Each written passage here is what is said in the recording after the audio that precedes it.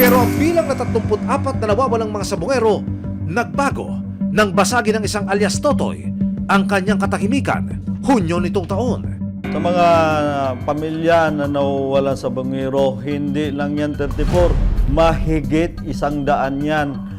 Nagpakilala sa akin si alias Totoy bilang dating head of security ng Farms at Cockpit Arena na pagmamay-ari ng business tycoon na si Charlie Atong Ang. Lahat ng sekreto, lahat ng confidential sa akin niya binabato. Sa isa sa mga panayam niya sa resibo, walang alinlangan niyang ipinakita ang ilang vouchers.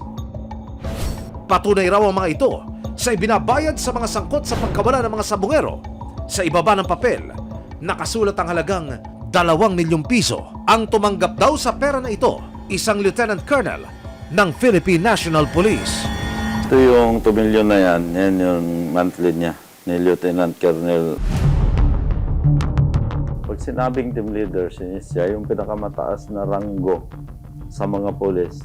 Kasi yung sa pababa, yun ang mga inuutosan niya. Inuutusan po. Para doon sa kumukuha ng mga missing sabungero. Sa isa pang voucher, 200,000 piso naman daw ang ibinayad sa isa pang colonel. May alam din siya pero mayroon siyang monthly na 200 na wala siyang ginagawa. Kalahating milyong piso naman daw ang bayad para sa Intel Miscellaneous. Ito, sinabing Intel Miscellaneous. Halimbawa, nung March 16, merong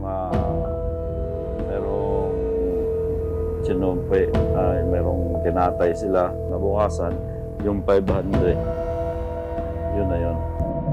Ang lahat daw ng pera na nakalaan para sa mga payola na ito, galing di umano sa kanyang amo. Paano mo inihahatid yung pera? Minsan, kinukuha direkta sa opisina. Minsan, kinukuha dito sa akin. Yung lately, na binigay ko na yung number ni Mr. Atong Ang na silang ng dalawa nag-uusap, pinapakuha na lang doon sa opisina ni Atong Ang. Kaya putol-putol yung mga butser na nasa akin.